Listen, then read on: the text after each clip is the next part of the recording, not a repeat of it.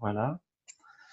Donc, vous aviez reçu l'annonce, donc je suis ravi qu'on puisse accueillir dans les ficelles du métier. Donc, les ficelles du métier, c'est des conférences doctorales qui sont rattachées au programme doctoral de l'ESG-UQAM en administration, donc sciences de gestion ailleurs. Ces conférences sont là un peu à la fois pour traiter de thèmes méthodologiques, mais également réfléchir à la pratique du métier d'enseignant-chercheur. Donc, ça s'appelle les ficelles du métier, en référence à la traduction du volume de Ward Becker, hein, mais qui nous dit qu'en fait la recherche est une pratique et qu'il faut aussi en discuter. Parfois, on n'en discute pas assez comme une pratique vivante. Et donc, je suis ravi d'accueillir parmi nous François-Xavier de Vaujany, dont vous avez reçu l'annonce, hein, professeur à l'université Paris-Dauphine, qui est une composante de PSL, ouais. Qui a une pratique intéressante de la recherche, autant en termes d'inspiration, de pratiques ethnographiques, qu'il revisite nos pratiques ethnographiques, la place du lieu, de la marche. Enfin, il y a énormément de choses. Je pourrais pas résumer intelligemment tout ça, mais je trouve que il nous donne avoir une autre manière de pratiquer la recherche en essayant un peu de nous décadrer, de nous décentrer de nos pratiques, de notre métier. Donc, ça apporte de la réflexivité aussi à la manière dont on travaille. Et puis, on en parlait un peu avant. Là, je trouve qu'on en a besoin en ce moment parce qu'on peut banaliser un peu tout ce qui se passe alors qu'il faut lui rendre un peu son caractère, enfin, lui garder son caractère exceptionnel. Donc voilà, François-Xavier, merci d'être avec nous et puis je te laisse la parole. Bonjour à tous et à tout le monde. Je suis toujours ravi d'avoir la francophonie dans ces moments-là. Donc voilà, merci à toi. Un grand merci Olivier pour ton invitation. Bonjour à toutes et à tous. D'abord mes meilleurs voeux pour cette année 2021 qui commence. Je vais me permettre de partager des PowerPoints.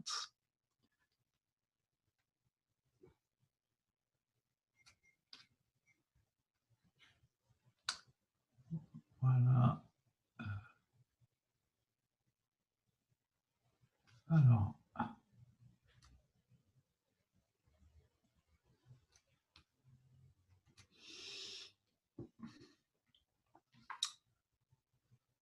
Voilà. Alors, je suis très heureux d'intervenir dans ce cadre, dans le cadre de ce séminaire sur les ficelles du métier.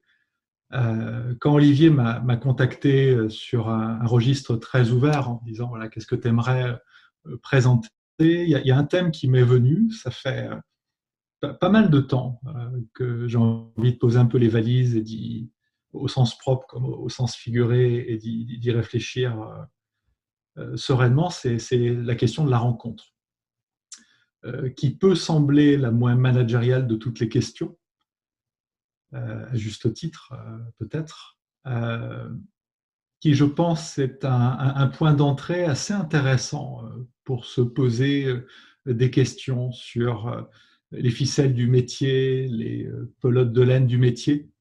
Voilà, ce que je vous propose, c'est une réflexion un peu exploratoire, spéculative, aventureuse, peut-être à certains moments douteuse, sur le sujet, voilà, assez à chaud, sur cette question que je trouve essentielle de la rencontre.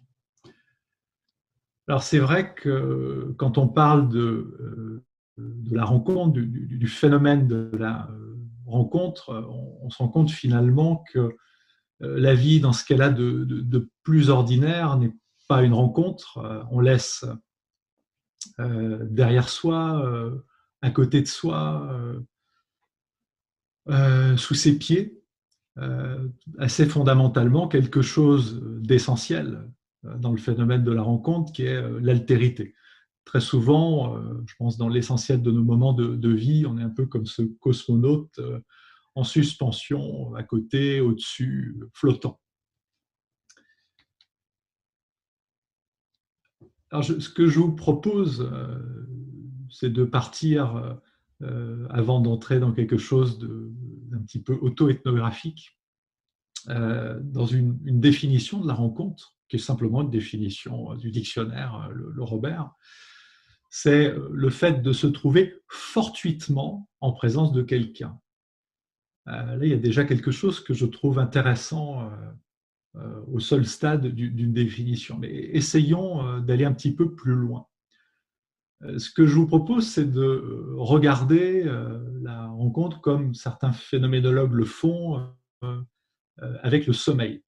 On la trouve, on trouve le sommeil, mais on ne le cherche pas finalement. On trouve le sommeil. Et si on le cherche, le sommeil, si on le cherche trop, ben, quelque part, on le trouve pas.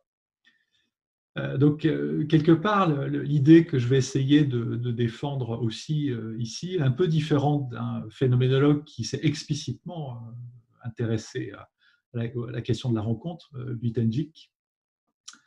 Voilà, qui est un phénomène qu'on pourrait quelque part chercher. Je vais vous proposer quelque chose d'un peu plus paradoxal, un peu plus chiasmatique sur cette question de la rencontre avec une idée assez proche de ce paradoxe que propose Merleau-Ponty sur le sommeil, qui ne serait pas l'opposé de l'éveil, de la même façon que la rencontre dans ce qu'elle a d'extraordinaire n'est pas l'opposé de la vie ordinaire, en tout cas tel qu'on peut souvent l'approcher. Ce que je vais vous proposer, c'est que l'espace-temps qui est constitué par la rencontre est un événement profond. L'idée de profondeur est un fil conducteur important dans ce que je vais vous proposer aujourd'hui. Il se passe quelque chose, ou il s'est passé quelque chose quand on fait une rencontre. Elle est un moment vivant, un souvenir revisitant, revisité. Elle n'est pas un rencontré, mais une relation, une profondeur, une poésie, une suspension. Ça, c'est une chose qui me paraît importante. Très souvent, elle est aussi une révélation. Elle est une narration qu'on pourra faire après. Elle est parfois une crise. Elle est une augmentation de l'être. Un point entre plusieurs lignes qui deviennent visibles. Deleuze fait partie des philosophes, parmi d'autres, qui sont intéressés à cet objet de la rencontre et qui la définit à la fois simplement et de façon assez complexe comme un devenir, notion qui recoupe beaucoup de choses qui sont dans mon paragraphe. Il y a un autre philosophe qui dit quelque chose de très intéressant sur la rencontre. Il dit « La rencontre avec l'autre est un moi qui s'altère. Le soi n'est plus moi. » Ça, c'est quelque chose que je trouve assez magnifique également. Et à titre un peu plus personnel, j'ai envie, notamment par les exemples auto-ethnographiques que je vais vous présenter, d'associer fortement la rencontre à un déclic, à une forme de déclic de vie autour d'une augmentation de notre être. Alors, voilà, après cette première approche pour tenter d'environner le phénomène de la rencontre, j'ai envie de dire quelques mots sur des objets possibles de rencontre qu'on va retrouver dans mon fil auto-ethnographique. On peut évidemment rencontrer des personnes, mais ça me paraît intéressant peut-être de le souligner, en tout cas du point de vue des philosophes qui s'y sont intéressés. On peut rencontrer des lieux, on peut rencontrer des objets, on peut rencontrer des pratiques, ou on peut être dans un événement profond qui va entrelacer évidemment tout ça. Alors, à partir de là commence voilà, ce petit récit auto-ethnographique. Et qui est également, enfin, pour donner un petit élément de contexte, évidemment, tout ce que je vais vous dire peut s'interpréter de façon linéaire. Volontairement, il n'y a quasiment pas de date dans ce que je vais vous donner, même si on peut deviner quelque chose de chronologique, mais vous allez vite voir qu'il y a une confusion des temps. Et ça va se voir dès ce qui est pour moi une des premières rencontres de mon métier, puisqu'elle a lieu bien avant que j'ai même l'occasion d'envisager un jour d'être un enseignant-chercheur, puisque là, je vais situer clairement les choses. On est en 1992, ça date un petit peu. Je suis un étudiant au lycée en terminale, et sans savoir, je fais une des grandes rencontres de chercheurs de ma vie. Rencontre d'un professeur, qui était mon professeur de philosophie en terminale A1, qui s'appelle toujours Bruno Roche, un philosophe assez extraordinaire. J'étais un étudiant de lycée assez rêveur, ni bon ni mauvais, qui passaient du temps à travailler, mais souvent pas des choses qui étaient dans le programme. Et puis un jour, ce professeur qui avait une activité universitaire à côté, qui faisait des interventions dans des facultés de philosophie, nous dit à nous étudiants qu'il va intervenir à la faculté catholique de Lyon sur le thème du temps, de la temporalité. À partir de là, une bonne partie de la classe y va. On assiste à un événement assez étonnant. Très clairement, on n'y comprend pas grand-chose. On est surtout impressionné par la musicalité de ses propos très complexes. On entend des tas de grands noms qui n'ont pas beaucoup de sens pour nous. On nous parle de Bergson, on nous parle de Kierkegaard, on nous parle de Whitehead, de beaucoup de philosophes. Et puis arrive le moment qu'on attendait tous. On attendait sa prestation comme on attend un match de tennis qui commence avec son favori. Voilà, on le voit qui prend la parole, on était content pour lui, on voyait notre prof qui était derrière le micro, on était très heureux. Et il nous parle, voilà, pour moi c'est totalement incompréhensible, j'avoue que ça ne m'intéressait franchement pas. Je comprends vaguement qu'il parle d'un philosophe qui s'appelle Merleau-Ponty, qui parle de l'expérience du temps de façon assez incarnée, qui parle d'altérité. Voilà. Arrive la fin où est vendu cet objet, que je vais appeler le petit livre vert, que je vais laisser traîner dans des étagères pendant 28 ans, qui va faire partie de mes cartons de déménagement, qui va être là. Pendant 28 ans, je ne vais pas l'ouvrir. Et puis, voilà, c'est une façon de parler des rencontres qui se revisitent, des potentialités de la rencontre qui s'inscrivent dans un présent qui va devenir un passé, qui peut redevenir un présent très structurant. Il y arrive un élément qui reste une clé, qui des années plus tard me donnera envie d'ouvrir ce livre. C'est qu'après cet événement, on est tous allés dans un bistrot lyonnais. Après tout, enfin pour beaucoup d'entre nous, on attendait surtout ce moment-là, boire un bon kir ou une bonne bière avec lui. Et puis en gros, on lui demande s'il peut nous dire avec des mots simples ce qu'il a essayé de nous expliquer. Et il a cette phrase très énigmatique que j'ai mis 25 ans à comprendre. Et il nous dit, on aurait pu passer des heures, des jours, des semaines, des mois à faire de la méditation transcendantale, appelons ça de la méditation à des nazis, ça n'aurait rien changé.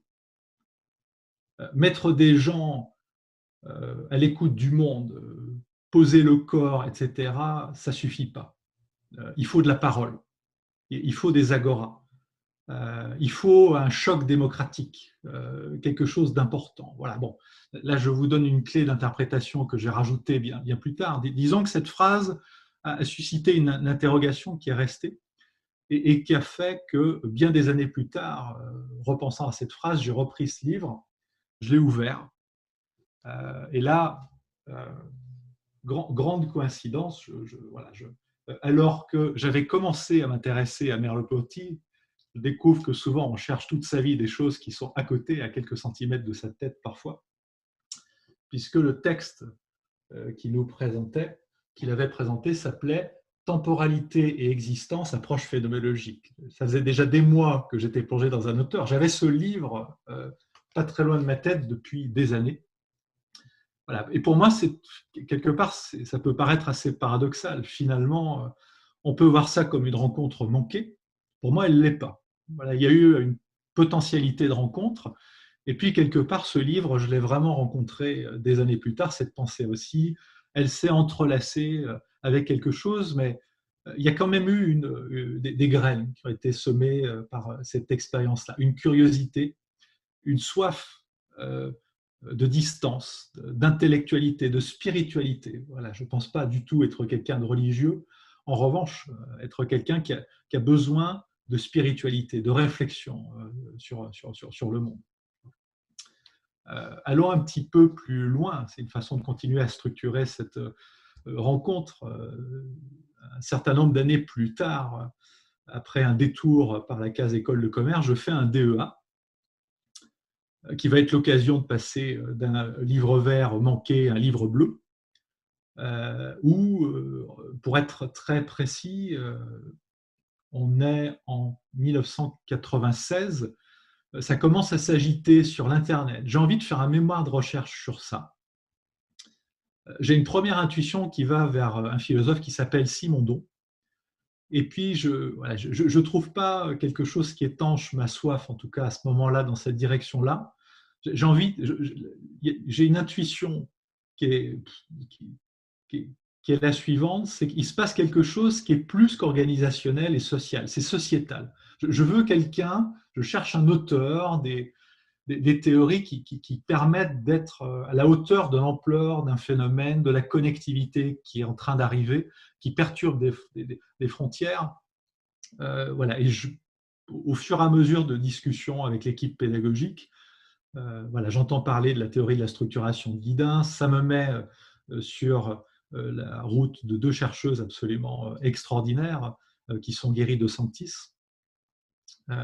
qui est décédé il y a quelques années, et Wanda Rolikowski. Et voilà, se crée à travers la rencontre de ce livre bleu, ce qui va devenir des années plus tard des vraies rencontres, puisque voilà, ça a été des très belles rencontres académiques. J'ai eu la grande chance de rencontrer en vrai Jerry De Santis, et puis de rencontrer et re-rencontrer Wanda Rolikowski, qui est évidemment une personne que j'admire beaucoup. Je continue un petit peu mon histoire sur ces rencontres et ces complexités des rencontres. Quelques années plus tard, après avoir soutenu ma thèse, j'ai la chance, un peu par hasard et sur un malentendu, d'être invité à une conférence qui s'appelle CERISI, qui est plutôt une conférence de sciences sociales. Et le thème, c'était l'activité marchande sans le marché. Et un des coordinateurs de cet événement, Armand Actuel pour ne pas le citer, savait que voilà, je faisais une recherche un peu décalée sur des organisations monastiques et me dit viens en parler. Voilà, j'ai compris qu'il y avait un sujet connexe à ça, donc je viens, fais une présentation qui ne restera pas dans l'histoire, qui est une des présentations dont je suis le moins fier, et c'est un doux euphémisme. Mais il se passe quand même quelque chose de très intéressant. Deux choses là-bas, voilà, qui sont deux très belles rencontres. Je me retrouve à un moment assis sur une table. Donc, Cérésie, c'est vraiment paumé en pleine campagne. On mange ensemble, on est isolé. Il y a des tables en bois dehors, on mange ensemble. Voilà, on est immergé pendant une semaine.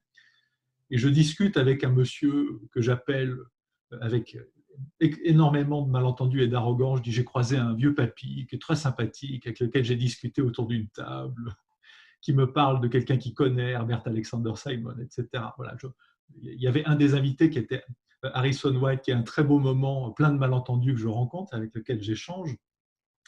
Mais il se passe surtout une chose qui est intéressante, c'est que je découvre qu'un des habitués de Cérisy, c'est un certain Jacques Le Goff, qui est certainement sur cette planète l'académique que j'ai le plus admiré. Adolescent, voilà, s'il y a eu une autre graine d'éveil vers quelque chose d'intellectuel, c'est la lecture de ses écrits, absolument extraordinaire, notamment son livre sur la naissance du purgatoire. Je rêvais de le rencontrer. La rencontre ne se provoque pas, mais il peut y avoir par contre des fenêtres d'opportunité qui ne se décident pas, qui font que. Et donc, en discutant dans Cérisy, je découvre que la famille qui anime ce cycle le connaît très bien, puisque j'en parle avec une des dames qui anime le cycle. Je lui parle de ma passion pour Le Goff et elle me dit bah, écoutez, je vous donne son numéro de téléphone, appelez-le et allez le rencontrer, vous verrez, c'est un monsieur très gentil. Et si de tout ce que j'avais à évoquer aujourd'hui, j'avais une grande rencontre à pointer, c'est celle-ci. Ça va déboucher quelques semaines plus tard sur un rendez-vous dans son appartement à côté du canal Saint-Martin, dans le 19e à Paris, où voilà, je vais le rejoindre pour faire un entretien enregistré que je devais faire suivre ensuite à la Revue française de gestion. Et voilà, tremblant, mais vraiment terrorisé, tremblant, avec mes questions en gros sur l'invention des proto-bureaucraties au Moyen-Âge et voilà, en quoi le Moyen-Âge a inventé un certain nombre de formes d'activités collectives, marchandes ou pas. Voilà, j'arrive vers ce monsieur qui me pose, alors que je brûlais de lui poser 1000 questions, qui me pose 1000 questions sur ce que je fais. curieux de savoir ce qui se passe dans une discipline, la gestion. Je suis impressionné par sa jeunesse. Je découvre qu'il est plus jeune que moi. Je fais un entretien où il me dit des choses absolument passionnantes. Et puis, comme vous pouvez le constater en termes de publication, cet entretien, je ne l'ai jamais transmis. Voilà, j'ai souhaité en faire juste une rencontre. J'ai gardé, voilà, j'écoute de temps en temps cet enregistrement pour moi. C'est une belle rencontre et j'ai eu le sentiment que si j'envoyais cet entretien, ça allait devenir autre chose. Et voilà, donc je ne l'ai jamais envoyé et ça reste, voilà, c'est peut-être la première fois d'ailleurs de ma vie que j'évoque ce moment, mais c'est une belle rencontre et je trouve que notre métier permet aussi ça. Il peut être prétexte à des belles rencontres qu'on n'arriverait pas à légitimer autrement. On peut aller vers des passions même assez obliques, assez latérales. Voilà, Jacques Le Goff est un médiéviste et c'est vraiment une de mes plus belles rencontres intellectuelles. Voilà, l'avoir écouté parler en vrai, lui poser des questions que je me posais et l'entendre me parler comme si mes questions étaient intéressantes, ça a été un moment absolument extraordinaire. Je passe un élément lié au nom de la rose.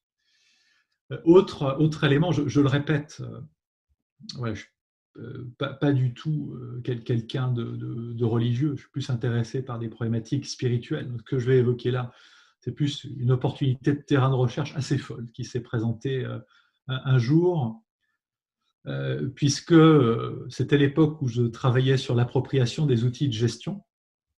Je creuse l'idée de regarder l'appropriation des outils de gestion à nouveau dans une organisation religieuse et on creuse dans plusieurs directions de religion et d'organisation.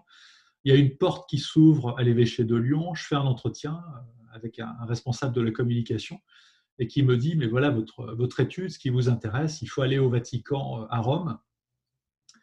C'est dans ce contexte-là que vos questions prendront du sens. Et voilà, de fil en aiguille, je me retrouve un jour à Rome, à passer la porte du Vatican et à faire un certain nombre de rencontres assez déroutantes. Voilà, je vais juste en pointer deux pour vous dire qu'une très belle rencontre, ça peut très mal commencer, puisque en gros, la question, c'était comprendre l'histoire sur le long terme des systèmes d'information de la curie romaine, c'est-à-dire le siège social de l'Église catholique, considérant que voilà, il y a très peu d'objets organisationnels qui permettent un recul de 1600 ans.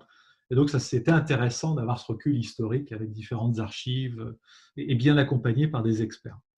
Et donc, parmi les personnes que je rencontre sur place, je rencontre un personnage qui s'appelle toujours Federico Lombardi, qui est toujours, je crois, porte-parole du pape, directeur de la télé du Vatican, de la radio du Vatican, responsable de la salle de presse, donc un personnage important. J'avais tout millimétré c'était mon premier rendez-vous, tout millimétré pour que la rencontre se passe bien. J'arrive dans un hôtel la veille, étant très étourdi et ayant de gros problèmes avec l'espace, je fais un repérage des lieux, enfin bref. Et j'arrive comme prévu avec 20 minutes, même plus 30 minutes d'avance sur le lieu de rendez-vous. Il arrive vers moi et il me dit, cher jeune homme, dans un français bien meilleur que le mien, il me dit, cher jeune homme, je suis désolé, je pourrais vous donner qu'une vingtaine de minutes, donc j'espère que ça vous conviendra. Bon, je suis très déçu, je viens de loin, je me suis organisé, j'avais plein de questions longues à lui poser.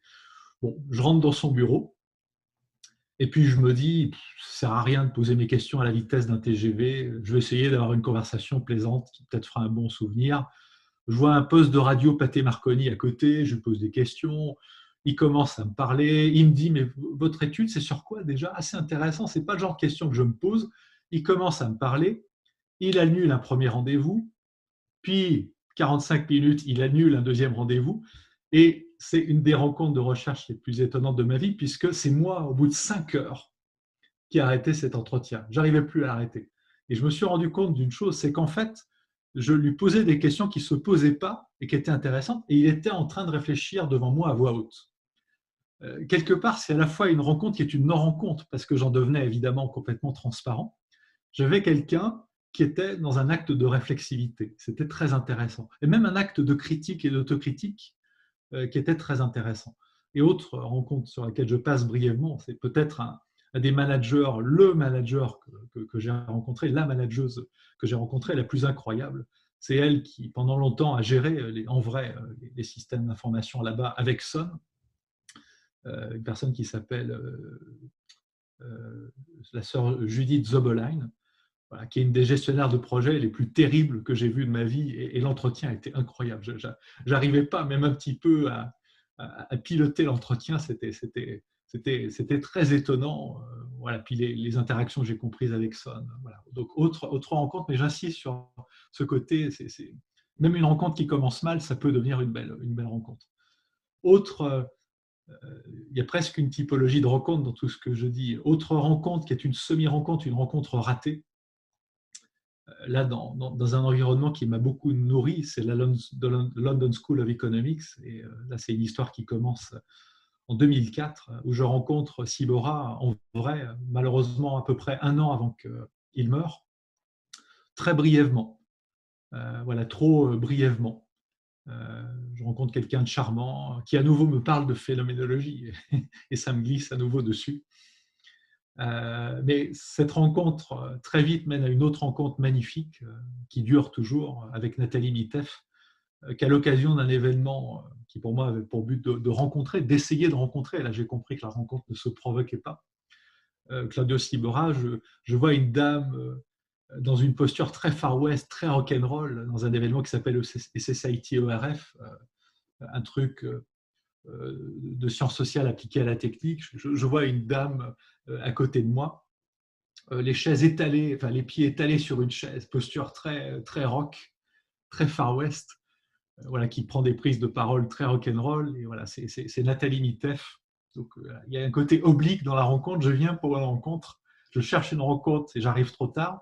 Et ça ouvre sur une autre très, très belle rencontre pour laquelle le timing, sans que je le sache, était absolument parfait. Donc, ça a donné une belle aventure de workshop qui a mené à plein d'autres très, très belles rencontres. Voilà, j'aime bien aussi trouver des prétextes pour faire les rencontres parfois qui me passionnent. Je ne m'attendais pas à rencontrer un jour en vrai John Ury, qu'on a logé à Paris dans un hôtel Ibis, dans des conditions incroyables pour ce workshop, et qui a été d'une gentillesse extraordinaire, alors qu'on l'a, pour plein de raisons qui nous échappaient, pas très très bien accueilli pour cet événement. Johan Yates, Pickering, Hartmut Rosa, voilà, plein de gens qui ont été dans l'espace d'une rencontre avec Nathalie, plein d'autres très très belles rencontres, extrêmement décadrantes, extrêmement nourrissantes. Toujours sur ce chemin-là, la rencontre avec un lieu qui a été un moment extraordinaire, puisque dans un des événements de ce workshop qu'on a créé pour faire des études sur la technologie, des études sociales sur la technologie, donc OAP, on a eu un OAP en 2014 qui était à Rome. Et le principe de ce workshop, c'est qu'on l'a appelé le workshop Gitan, le Gypsy Workshop. On va où on veut de nous, partout dans le monde. Là où on veut bien nous héberger pour un petit moment. Et cette année-là, c'était à Rome. Et on essaye de s'appuyer sur les réseaux du consulat ou de l'ambassade française qui n'est pas très loin. Et cette année-là, l'ambassade nous a ouvert la porte du Palais Farnèse.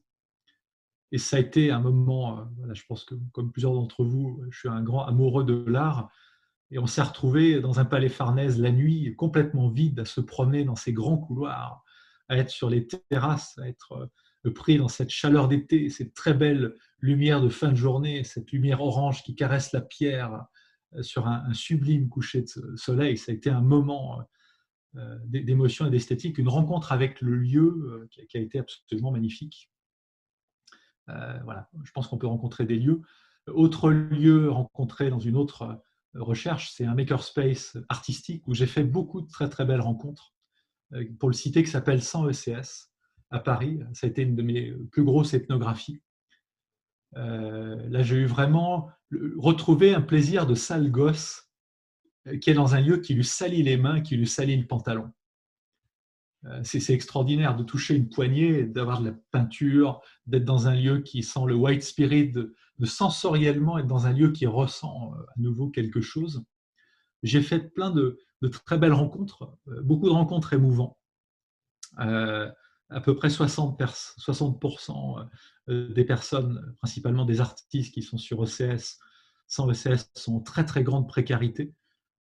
J'ai assisté à beaucoup de scènes touchantes de gens à l'approche de la nuit qui passent des coups de téléphone, et j'ai fini par comprendre qu'en fait, ils cherchent le lieu où ils vont dormir le soir même. J'ai une expression que je trouve très triste, mais ça sentait la rue à chaque fois. C'était très triste. Je voyais dans un certain nombre de cas où ça allait terminer, c'était très dur. Comme le lieu était un ancien squat, ils savaient très bien se protéger de risque de squat, donc ils ne pouvaient pas se cacher pour dormir sur place avant que la nuit arrive ou cacher des affaires. C'était très dur. Voilà. Ça a été l'occasion pour un environnement que je ne connaissais pas beaucoup, qui est le milieu des artistes, on va dire ordinaires, de découvrir une précarité et une violence que je n'aurais pas soupçonné, et de faire une très belle rencontre qui a beaucoup nourri aussi mes recherches avec un sérigraphiste. Voilà. Pour être très bref sur cette rencontre, ce n'est pas son vrai prénom, mais je vais l'appeler Georges. Voilà, je faisais beaucoup d'actions assises. J'étais assis au niveau du rez-de-chaussée sur une partie de mon ethnographie, notamment pour écrire. Et mon espace était à côté du sien. Et il m'avait expliqué que voilà, il n'avait plus de commandes depuis très longtemps, la situation était très dure pour lui, qu'il était en mode survie en fait. Voilà, qu'il profitait des cafés gratuits qui étaient sur place, qu'il savait ce que c'était que d'avoir faim. Et un jour, juste à côté de là où on était, il y avait un atelier où il y avait un créateur de prêt-à-porter qui était la personne que les autres sur place appelaient le bankable. C'est celui qui gagnait bien sa vie. Donc il faisait des créations, notamment de robes, et qui travaillait avec beaucoup de stagiaires.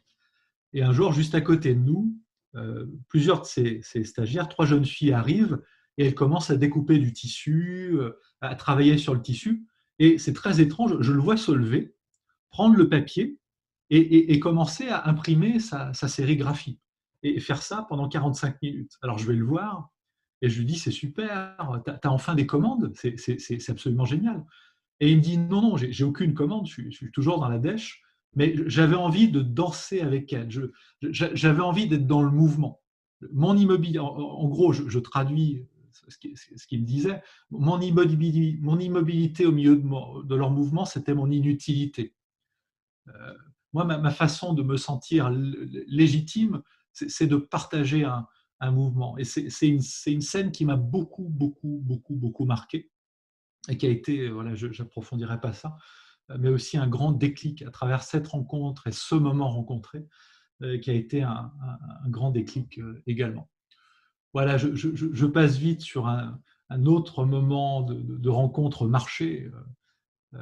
Voilà, et vous devinez avec le contexte actuel, évidemment, la Covid a été un grand coup d'arrêt à cette exploration commencée en 2014, voilà, qui est une idée que certaines connaissent, qui consiste à se donner un point de rendez-vous dans une ville, dans le cadre d'actions qui sont gérées par un réseau qui s'appelle RGCS, et sur une journée, mais généralement c'est plusieurs journées, ça peut être une journée complète, découvrir une ville, l'explorer, mais en coproduisant le programme avec les locaux qui se sont inscrits. Voilà, il y a la première journée ou les 2 premières journées où on sait en gros ce qu'on va faire, puis au bout d'un moment, la marche est une coproduction autour de la thématique avec les locaux. Et ce qui est génial, voilà, c'est que j'ai fait ça dans beaucoup de pays dans le monde, sur tous les continents. Et le premier jour, voilà, l'inscription est gratuite. Je ne sais absolument pas avec qui je vais me retrouver et les participants du réseau qui viennent. Donc évidemment, vous vous doutez que ça a été l'occasion de plein de très belles rencontres. Voilà, j'en survolerai 2 par souci du temps, je vois le temps qui passe. Une hackeuse à Berlin que j'ai rencontrée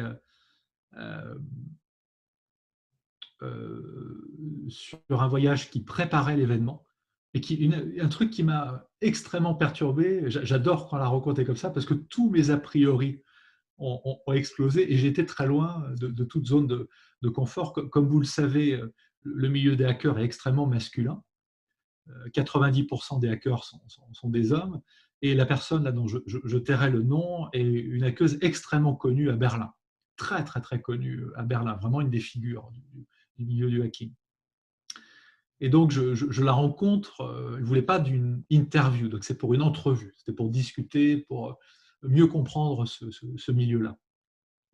Et donc, je rencontre une jeune femme couverte de tatouages, dans un premier temps qui ressemble beaucoup à l'idée que je me faisais du milieu des hackers, extrêmement alternatif, pardon.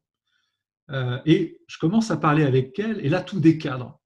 Elle me dit qu'elle est consultante en cybersécurité, qu'elle gagne très bien sa vie comme ça, qu'elle bosse avec Google, qu'elle bosse avec Microsoft.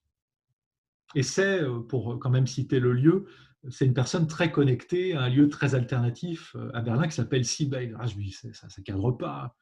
Lieu avec un discours anticapitaliste, lieu extrêmement critique. Et puis, voilà, s'il y a des questions sur cet élément de fond, je serais ravi d'y revenir, mais ça a été un point de départ pour une approche un peu plus paradoxale de ces questions-là. Voilà, j'ai compris qu'il n'y avait pas une polarité, qu'il y avait quelque chose qui rebouclait dans ce milieu des hackers, même les plus alternatifs, avec les acteurs les plus capitalistiques. C'était une histoire beaucoup plus compliquée. Voilà. Donc c'était une belle rencontre, en particulier parce que cette rencontre a chamboulé beaucoup de choses que je m'attendais à conforter dans la rencontre.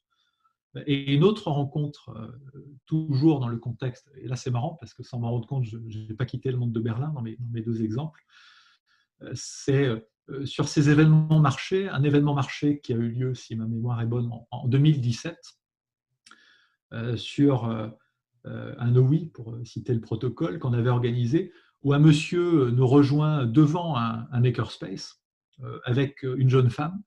Je comprends en discutant avec les deux que la jeune femme avait passé la nuit dans la rue, avait dormi dans la rue, et elle est restée pour la visite, elle n'est pas restée pour la jeune femme n'est pas restée pour la suite. Le monsieur est resté, je l'appelle entrepreneur Baroudor, et ça a été une très belle rencontre de ce monsieur qui restera un mystère, puisque il me parle d'actions dans lesquelles il est impliqué sur des stations de traitement des eaux dans les pays de l'Est, et il me cite des villes précises.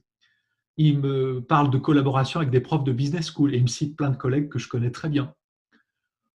En même temps, il me parle de choses extrêmement alternatives. Voilà, c'est très, très, très compliqué, et avec son sac à dos. Et puis, quand arrive le moment de la coproduction, ça a été génial. Il est autour de la table, on est en train de faire une pause dans un restaurant alternatif, juste après avoir visité un makerspace qui s'appelle Chaos. Et il nous dit, mais moi, je peux vous aider. Je connais une ferme verticale à Berlin, je peux les appeler, demain, ils peuvent vous aider. Je peux vous faire visiter WeWork. Alors, bon, on voudrait un truc un peu plus rigolo, un peu plus alternatif. Oui, mais moi, dans ma façon de construire un commentaire sur WeWork, je vais faire quelque chose de plus alternatif. Ah bon, ben, si c'est comme ça sera peut-être intéressant.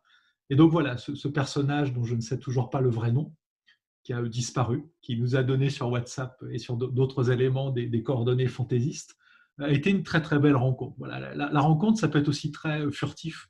Et moi, je trouve ça très bien aussi comme ça. Voilà, c'était son choix.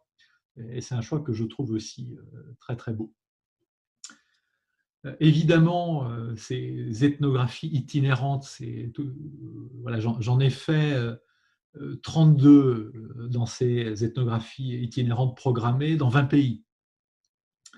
Et évidemment, là, il faudrait passer beaucoup de temps à tout détailler, mais pour ne pas idéaliser tout ça, pour aussi parler du côté négatif de la rencontre, il y en a eu beaucoup aussi. Des rencontres, on peut faire des mauvaises rencontres. On a eu beaucoup de consultants qui se sont raccrochés au commun.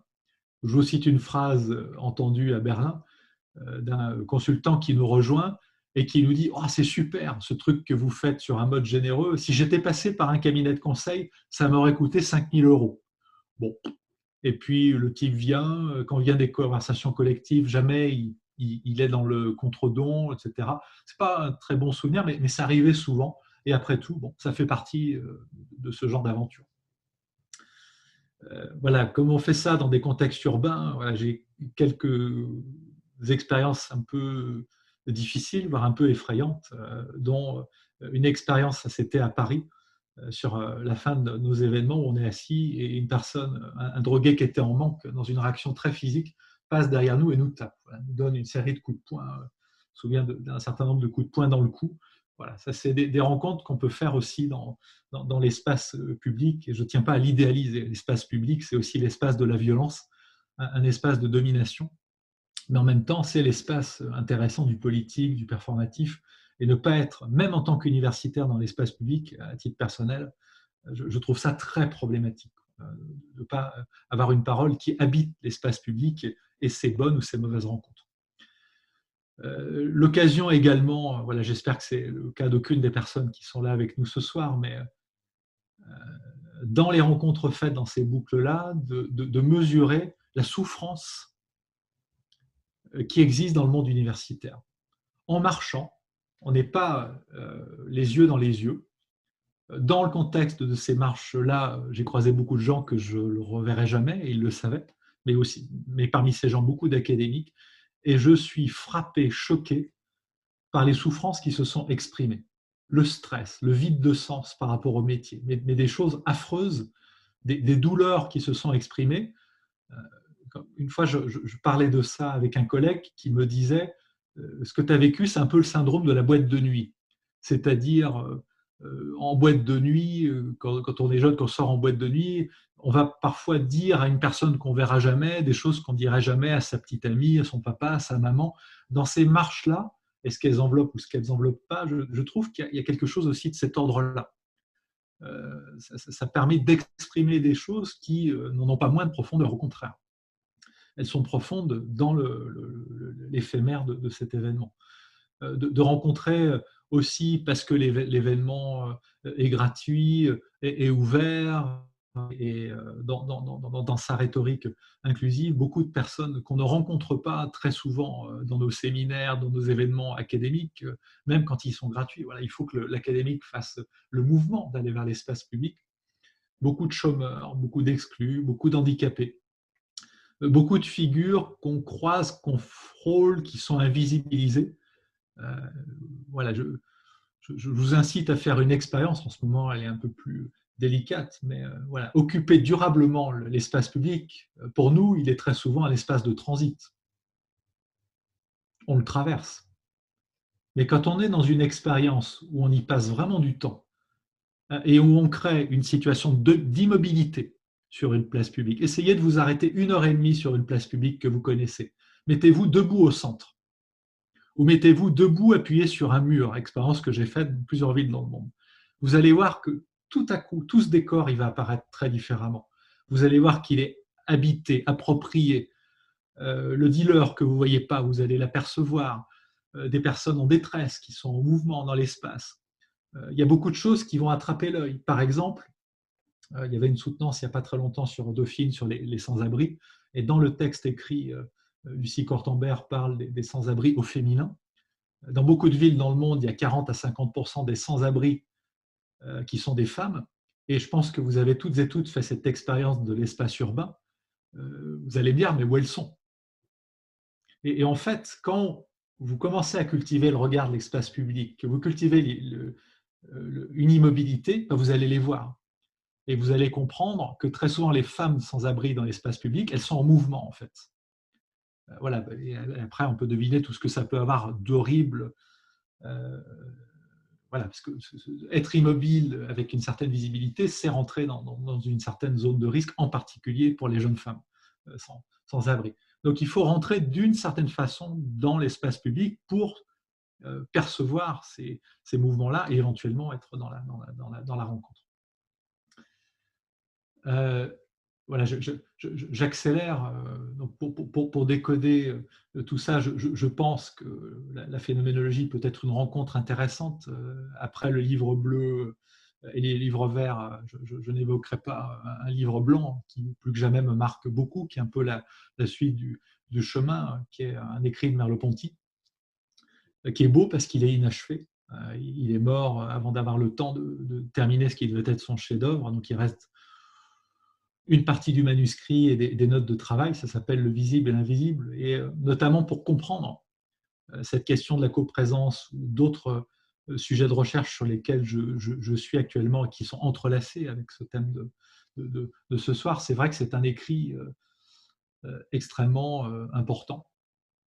qui a notamment été très présent dans la dernière séquence de cette ethnographie que je vais évoquer brièvement ce soir, qui est bien sûr un sabbatique d'1 an que j'ai eu le plaisir et le privilège de réaliser à New York en étant professeur invité à NYU à partir de juillet 2019. Voilà, ça s'est, pour des raisons personnelles que j'évoquerai pas, très dramatiquement et brutalement arrêté au mois d'avril, avec un retour l'été pour régler un certain nombre de choses, mais ça a été un des temps de ma vie les plus transformatifs. Voilà. Deleuze parle du côté métamorphosant des rencontres. Ça a été une des plus belles rencontres de ma vie. Quand on part sur un truc comme ça, c'est aussi pour se retrouver soi-même. Donc voilà, je ne veux pas être sur quelque chose qui paraîtrait cucu et très creux en vous disant que voilà, c'est un peu la rencontre que j'attendais, que j'ai trouvée là-bas, un temps serein pour se retrouver soi-même. J'aimerais juste évoquer, parmi les rencontres inattendues que j'ai faites sur New York, voilà, parce que le plus surprenant, je pense, et inattendu que ça, c'est les McDonald's. Voilà, à tel point que c'est devenu, dans le livre que j'ai tiré de cette expérience, qui j'espère paraîtra dans les mois qui viennent, voilà, c'est un élément que j'ai mobilisé dans le livre parce que j'ai été très marqué par une chose que je n'attendais pas du tout, c'est-à-dire qu'un des acteurs les plus capitalistiques au monde soit peut-être un des rares vrais tiers-lieux que j'ai vus de toute ma vie. Et je vous prends juste 2 séquences qui m'ont beaucoup touché à New York. Après, voilà, attention aux rationalisations a posteriori sur des fils qu'on peut étirer jusqu'à de l'actualité. La première séquence, j'étais assis dans un McDo en train de prendre un café et j'assiste à une scène extrêmement touchante. Je vois un vieux papy qui passe devant la vitrine du McDonald's. Il est à bout de souffle. Je réalise, tout se passe très très vite. Je réalise ce vieux papy retraité. Les précisions que je vais donner ne sont pas pour être indélicats. Les précisions que je vais donner sur la suite sont parce que je pense que c'est important par rapport au contexte et l'émotion. C'est un vieux papy blanc qui est là dans la rue et je vois donc ce monsieur qui a une crise d'asthme et il y a une dame qui arrive à côté de lui, afro-américaine, qui lui parle très vite, comprend qu'il est en crise, l'attrape par le bras. Il y avait une tendresse dans le bras qui est attrapé. Le faire entrer à l'intérieur du McDonald's, alors qu'il y avait eu un mouvement de quelques personnes à côté qu'il avait à peine regardé, l'accompagne à l'intérieur de ce McDonald's, le fait asseoir, s'assoit à côté de lui, lui parle. Et j'ai trouvé cette scène absolument bouleversante. Il y a beaucoup de choses, voilà, de géographie politique, sur de choses que j'ai aussi compris en passant du temps aux États-Unis. Et cette scène m'a absolument bouleversé. Il y en a une autre très simple qui a été un déclic, c'est ces sans-abri qui restent debout dans un coin du McDonald's, qui parfois guettent quelque chose sur ce qui pourrait rester sur un plateau, les gens qui font le service, beaucoup dans les quartiers où j'étais, de Brooklyn ou du Queens où j'allais, étaient afro-américaines, et passer à côté, les voyais, mais les voyais pas complètement. Voilà. J'étais très surpris, notamment quand l'hiver approchait, de ces personnes qui restaient debout dans un coin comme ça, dans un coin chaud, ou d'autres personnes qui prenaient une consommation qui était terminée et qui restaient tout simplement des heures, ou parfois couchées sur la table, en étant au milieu de personnes qui comprenaient bien leur situation, les serveurs, les gestionnaires du McDo. Et voilà, c'est pas complètement un lieu, mais c'était un espace de protection. Et ça a été le point de départ de toute une réflexion, comprendre que pour beaucoup d'adolescents dans cet espace complètement commodifié de New York et qui ne savent pas quoi faire à partir du milieu de l'après-midi ou de la fin de l'après-midi, c'est un point de rencontre. On ne se parle pas beaucoup, on est tous sur son smartphone, mais on va au McDo et c'est un lieu de socialisation. Voilà, il y a plein de choses dans des expériences rencontrées qui m'ont marqué. Alors, très vite, pour conclure, le temps passant, juste peut-être pour conclure à partir d'une chose, voilà, je pense que la rencontre, elle ne se théorise pas, elle s'approche, elle s'environne. Et ce que je vais vous proposer, c'est plus un élément juste d'intuition que je trouve intéressant parce qu'il va me permettre de faire un lien avec le management. C'est la théorie que propose Merleau-Ponty sur le cinéma, qui est liée à une conférence très courte qu'a réalisée Merleau-Ponty le 13 mars 1945 à l'occasion d'une invitation à l'Institut Louis Lumière à Lyon. On lui demande de plancher sur ce qu'est le cinéma. Ce n'était pas un sujet qui le passionnait. Donc il fait un texte court, très pédagogique, parce que ce n'est pas pour un public philosophique. Et il développe une idée que je trouve assez intéressante, que je vais me permettre de très simplifier jusqu'à la trahir peut-être, qui est la suivante, c'est que quand on fait une phénoménologie de l'expérience de cinéma, quelque part, on crée un rapport aux continuités qu'on crée dans la vie qui est très artificiel. Je vais m'expliquer. Quand on est dans la vraie vie en train de marcher dans la rue, les mouvements qui sont autour de nous, notre corps devine d'où les gens viennent ou crée un précédent de trajectoire. Telle personne qui vous arrive dessus comme ça, vous ne savez pas d'où elle est partie, mais votre corps crée une espèce d'historicité, donne un passé, arrive à donner un passé à tous les mouvements qui sont autour de vous. Plus intéressant encore, votre corps arrive à donner un futur à tout ce qui est autour de vous. Dans cette expérience sensorielle à 360 degrés, tout peut être continué, prolongé par les productions sensorielles que font votre corps. Tout peut être, toutes les discontinuités qui sont autour de vous, elles peuvent être continuées pour permettre votre action dans et sur le monde. Et vous voyez sûrement où je veux en venir. Quand on est dans l'expérience de l'écran de cinéma, on a un cadre. L'expérience phénoménologique est cadrée. Même si, normalement, au bout d'un moment, quand on regarde un film, on est immergé dedans, et donc, les bords disparaissent. Mais phénoménologiquement, ils sont toujours structurants. Ça veut dire quoi que je trouve très intéressant? C'est que toute cette machine qu'a votre corps à produire des continuités, ben, quelque part, elle ne marche plus. Ce qui arrive dans le cadre de l'acteur qui vient comme ça, avant un changement de plan, le corps, il ne peut pas produire ça. Et pourquoi c'est important?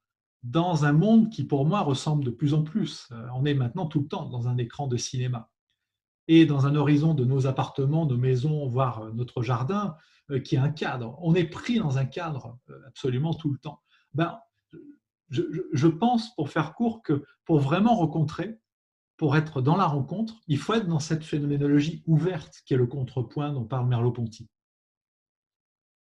Et que si on est tout le temps immergé dans cet écran, si on est sur une phénoménologie qui est sur les bords, une phénoménologie encadrée, quelque part, on est sur quelque chose de très problématique. Je soupçonne un certain management, je me méfie des raccourcis et des généralités, mais un certain management de ne pas être lui aussi, parfois de façon invisible, générateur de ces cadres qui perturbent nos sensorialités, et peut-être aussi une certaine ouverture à la rencontre.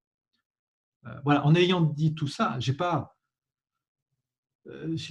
essayé de donner une essence à la rencontre. Je l'ai environné, je l'ai approché, mais je trouve qu'il y a quelque chose d'absolument puissant dans ce texte de Merleau-Ponty, qu'évidemment, je conseille de joindre à un autre texte de Deleuze.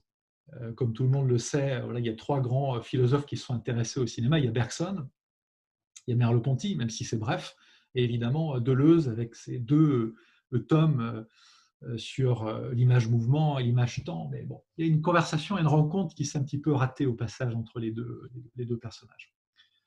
Voilà, pour finir, après avoir été trop long, voilà, je vais juste aller sur cette citation que j'aime beaucoup, qui est une citation de Marou, dans la connaissance historique. Et donc Marou qui nous dit « Toute expérience historique se présente pour le chercheur comme une ascèse où, au contact des documents, il apprend à s'oublier lui-même pour s'ouvrir à d'autres formes d'expériences vécues, pour se rendre capable de comprendre, de rencontrer autrui. » Voilà, je trouve la citation dans son ensemble extrêmement profonde.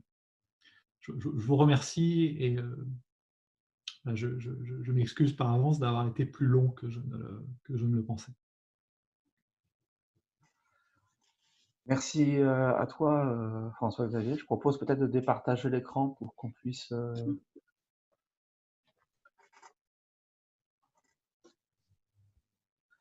Bien, bah, merci infiniment. C'était un moment précieux que tu nous as offert là, je trouve.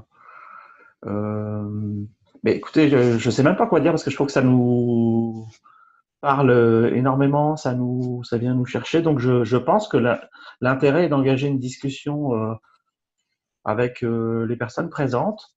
Et puis, alors habituellement, on privilégie les regards de doctorants avant les autres. Donc, n'hésitez pas par le clavardage ou par la demande de parole. Allons-y dans l'échange. Merci beaucoup, hein, c'était vraiment appréciable. Tu aurais eu des applaudissements nourris normalement dans une salle. Qui veut intervenir Alors, je veux bien prendre la parole. J'ai Louise Lecomte. Oui, merci beaucoup. Merci beaucoup pour cette intervention. Bon, alors, moi aussi, je suis de Dauphine, donc on se connaît déjà. Et c'est assez amusant parce que votre intervention, elle fait écho à une intervention qu'on a eue pendant le séminaire Chercher sa voie de Joël Bissonnette, qui nous racontait aussi une anecdote qui était très intéressante et qui vraiment se rapproche des vôtres. Où en quelques mots, en fait, sa rencontre, c'était quelque chose de très cadré, c'était un entretien. Elle nous avait donné beaucoup de détails dans quelque chose qui était censé être très rythmé. Elle avait prévu vraiment précisément comment ça se déroulerait, et en fait, elle s'est trouvée face à quelqu'un qui n'avait pas du tout envie de faire ce qu'elle voulait. Et au début, si je me souviens bien, elle s'est dit bon, bah tant pis, c'était un peu un entretien perdu. Et au final, c'est un entretien qui a été très très riche parce que la métaphore qu'a utilisée la personne qu'elle rencontrait lui a permis, il me semble, vraiment de conceptualiser quelque chose qui était au centre de sa thèse. Et du coup, le message qu'elle voulait nous passer, c'est que justement, parfois, faut se laisser aller et accepter finalement ce que les autres veulent faire de la rencontre, parce que finalement la richesse, elle peut plutôt être là, dans comment la personne face à nous s'approprie ce qu'on veut faire, et pas forcément dans ce qu'on peut faire nous. Voilà, donc je voulais partager ça. C'est vrai que je me retrouve au-delà de l'anecdote tout à l'heure beaucoup dans ce que vous dites. Je pense qu'on a tous, quand on fait un entretien de recherche, un entretien semi-directif, on a tous une espèce de souci, voire d'obsession pour le contrôle. Voilà, on se dit les questions sont ouvertes, mais quand même, on veut qu'on nous donne du grain à moudre sur notre sujet de recherche. Et quelque part, on manque dans cette obsession ou ce souci d'un minimum de contrôle, la potentialité de surprise. Mais c'est très difficile. Se dire, voilà, bon, j'ai pris de peine, je suis allé là-bas, il y a un coup, je passais du temps, j'enregistre. Il faut que ça produise quelque chose. Voilà, il faut. Parfois, le plus surprenant va même avoir lieu une fois qu'on a coupé le magnétophone. Moi, ça m'est arrivé plusieurs fois. On voit la personne qui relâche ses épaules, on comprend que la personne repassait son entretien de rattrapage du baccalauréat, on comprend qu'on était un sachant qui incarnait une puissance symbolique, puis qu'en coupant le magnétophone, on crée le vrai moment de conversation. Et là, il faut savoir s'abandonner, pas dire « attendez, c'est intéressant, je peux remettre le magnéto ». C'est un équilibre compliqué. Et voilà. Moi, on en ratera toujours, j'en ai encore raté récemment des entretiens. On se dit qu'avec l'expérience et peut-être des ficelles, on arrive à se placer, à placer sa voix, à placer tout ce qu'on peut exprimer et créer et générer plus d'authenticité au fil des années. Bon, il y a quelque chose de l'ordre d'un abandon, quoi. Il faut être prêt à entendre des choses qui paraissent même parfois éloignées. Est-ce qu'il y a d'autres volontés d'intervention? Rim, je vois que tu veux parler, puis après il y aura Billy Aminou.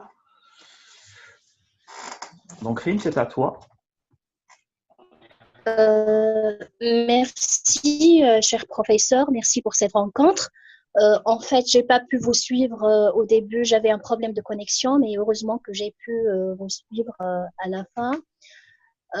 Juste, je voulais partager avec vous une petite expérience de par un projet de recherche que j'ai mené en master de recherche et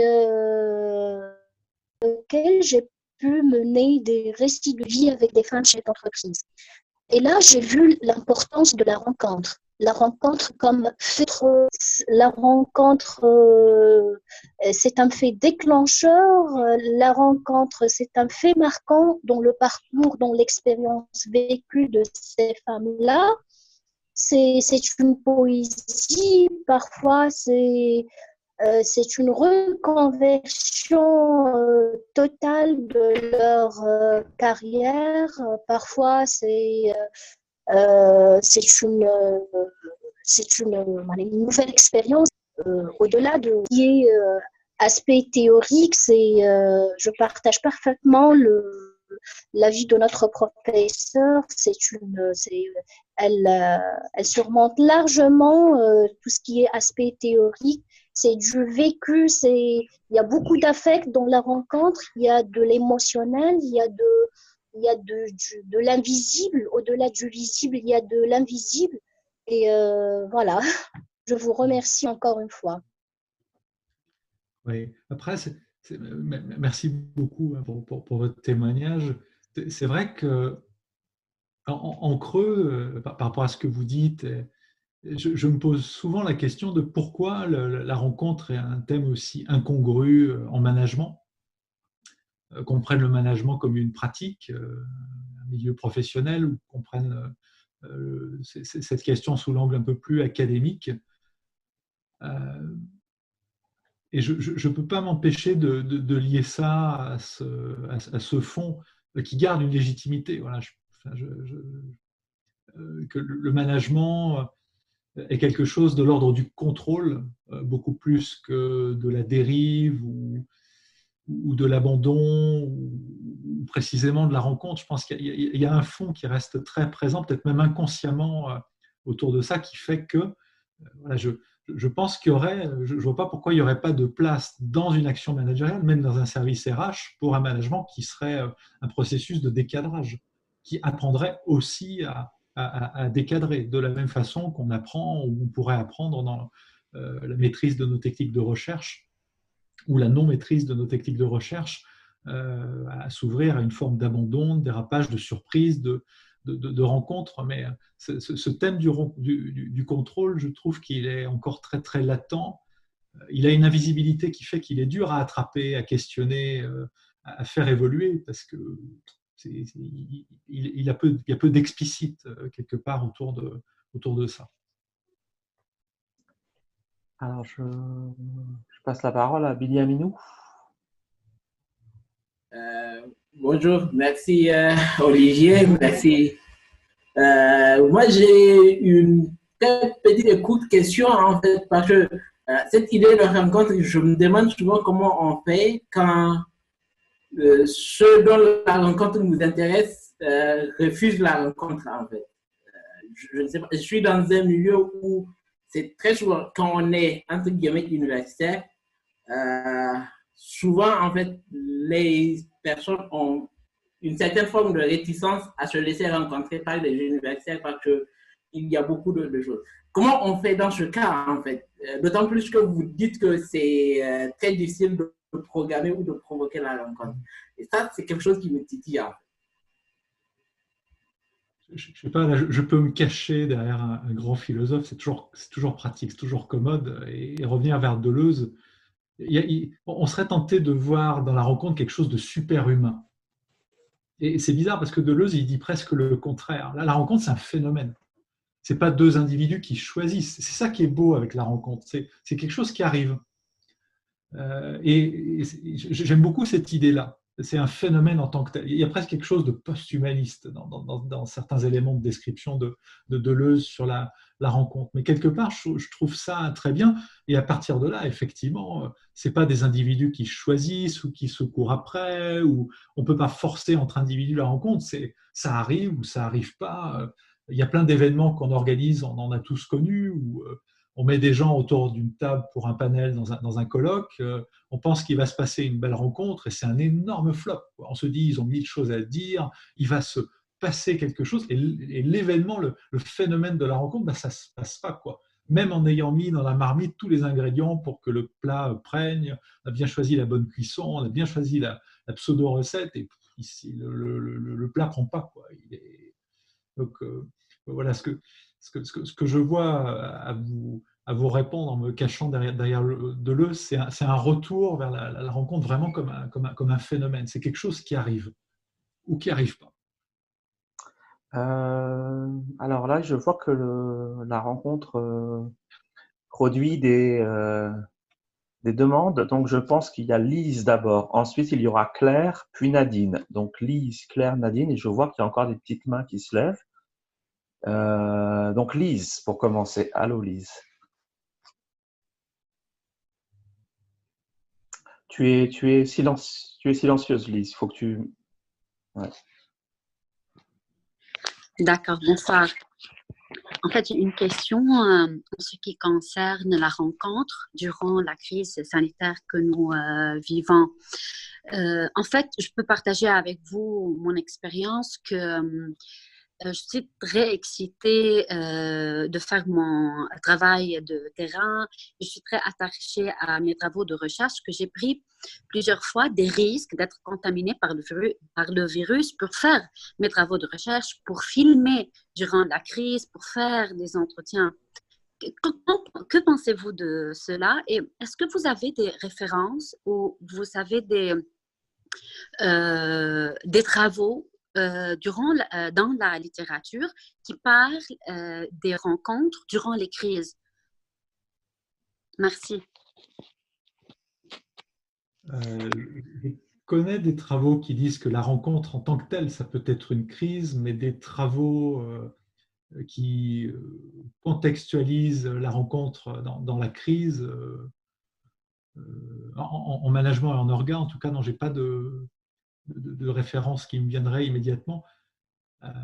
Après, sur la première partie de votre remarque, le contexte actuel et ce qui change, transforme sur le potentiel des crises, c'est vrai que je suis beaucoup sur le registre de ce que je disais tout à l'heure sur Merleau-Ponty et les cadres. C'est que voilà, c'est ce qui m'effraie profondément, c'est qu'on croise plein de gens, hein, on se croise énormément. Mais je pense qu'on est dans un monde qui, moins que jamais, produit des rencontres. Si en tout cas, on est dans la phénoménologie de la rencontre telle que je la proposais à partir de Merleau-Ponty, et je suis très inquiet de ça. Et il y a une performative. On est pris maintenant plus que jamais dans des infrastructures digitales hautement performatives, subtilement performatives, que je redoute beaucoup plus que la rue et l'espace public parfois dangereux que j'évoquais. Je suis assez inquiet pour ça, même pour nos démocraties, pour nos institutions d'éducation, puisque vous preniez l'exemple de cette rencontre que vous poussez en parlant de la prise de risque que vous faites de contamination en étant physiquement sur le terrain. Précisément, ce qui m'inquiète, c'est de constater que, en lien avec le contexte sanitaire, on se coupe de ces expériences-là. Voilà. Pour des raisons démocratiques, éducatives, managériales, je suis assez inquiet de ce monde cadré, subtilement cadré, dont les cadres sont invisibles. Voilà, il y a des performativités qui sont des performativités devant nous, et puis il y a des performativités qui sont un peu plus latérales et dessous. J'aime bien cette idée-là. Et là, il y a beaucoup de choses que je trouve un peu dangereuses dans des trucs qui sont en dessous ou sur les côtés de l'écran qu'on ne voit pas. Voilà, ce qui est devant, voilà, dans la profondeur un peu du champ, on peut un petit peu y creuser, mais il se passe plein de choses qu'il est assez commode de pouvoir décadrer. Juste pour peut-être compléter, c'était une partie du propos où il y avait un propos un peu inhabituellement, j'espère, vulgaire dans ce que j'avais écrit sur mes PowerPoint, dans ces éléments de décadrage, je trouve, qui sont importants dans le monde d'aujourd'hui, surtout quand la recherche est une passion. Ce qui est bien et dangereux, c'est l'entourage amical. C'est bête ce que je vais dire là. Mais garder dans cette latéralité la potentialité d'avoir cet ami qui un jour peut vous dire bah, « tu es vraiment en train de devenir un sale con ». D'avoir cette latéralité-là, je pense que c'est capital. Mais pour ça, il faut un certain monde pour grandir comme ça, vivre comme ça, cultiver ça. Donc, je ne sais pas si ça répond à vos questionnements, vos doutes, ou si je tourne autour, mais à court terme, c'est ce que ça m'inspirerait. Ouais. Alors, je vais essayer de faire les choses proprement là. Lise, j'espère que ça répondait. Ouais. Alors, il y a Claire, Nadine, Sarah, Patrick. Claire, Nadine, Sarah, Patrick. Et après, j'irai dans le clavardage pour relayer les questions. Donc, Claire, c'est à toi. Oui. Bonsoir. Merci pour cette présentation qui était vraiment très riche et très intéressante. Vraiment, j'ai aimé votre regard sur la rencontre et aussi sur l'ethnographie sensorielle, en fait. Et c'est plus sur ça que porte ma question, en fait, mais je pense qu'il y a un lien à faire avec la rencontre. En fait, ça m'intéresse vraiment beaucoup. Je suis en communication organisationnelle à l'UQAM. Là, actuellement, je suis à Paris. En fait, je me demande comment mobiliser toutes ces données sensorielles que vous trouvez sur le terrain lors de l'ethnographie, et puis après, comment la retranscrire dans différents travaux de recherche. Je pense notamment à une thèse et à quel point c'est recevable de mobiliser des ontologies un peu sensibles comme ça dans une thèse. Déjà en termes de légitimité, puis aussi en termes d'écriture, comment on peut s'en servir. Est-ce qu'on peut aller vers des écritures un peu plus narratives, un peu plus autoethnographiques, voire fictionnelles?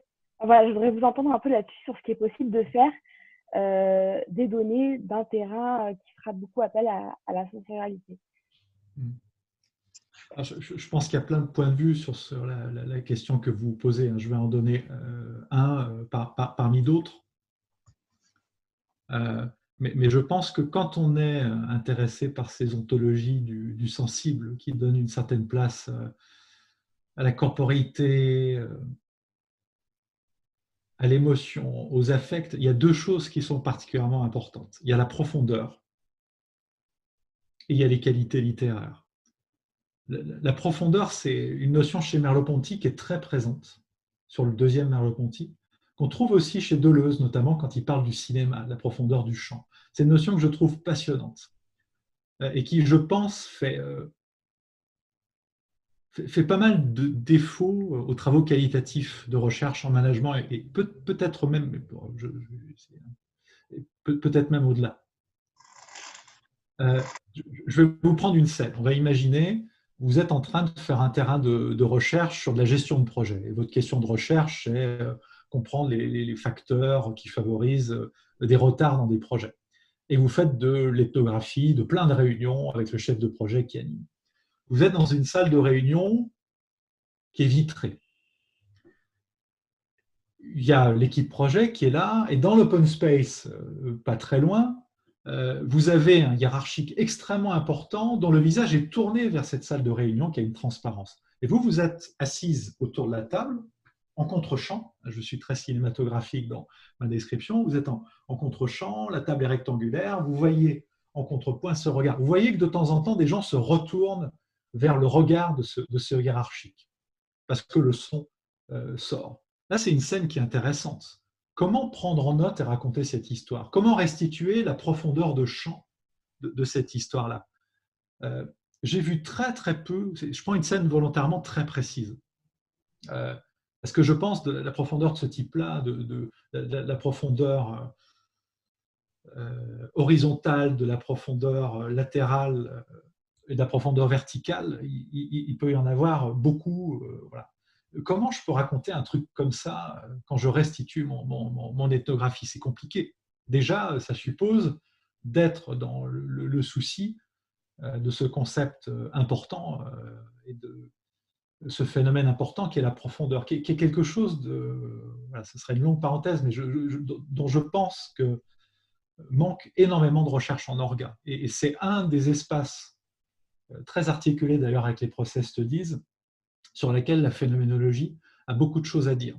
Cette idée de profondeur, de la prendre phénoménologiquement au sérieux. Qu'est-ce qui est en dessous? Qu'est-ce qui est en chiasme avec le visible? Qu'est-ce qui est en chiasme avec l'ordinaire, le séculaire, et qui est à un niveau beaucoup plus poétique? Et donc, premier élément de réponse, ben, ça suppose en élément de cadrage ontologique quelque chose qui permette de parler de tout ça autour de l'idée de profondeur. Et puis après, et c'est ça pour moi aussi ce qui est un petit peu embêtant, ça suppose des sacrées qualités littéraires. De sacrées qualités littéraires. Voilà, je vous en parle avec l'expérience de ce livre que j'ai livré il n'y a pas longtemps, qui a été une immense douleur d'écriture, parce que ce n'est pas un acte de modestie ce que je vais dire, c'est que voilà, j'ai été dans le souci sur certaines scènes d'essayer de cultiver la profondeur, à écrire 30, 40 fois le même paragraphe et à me dire, bon sang, voilà, n'est pas Umberto Eco qui veut. Voilà, il y a un moment,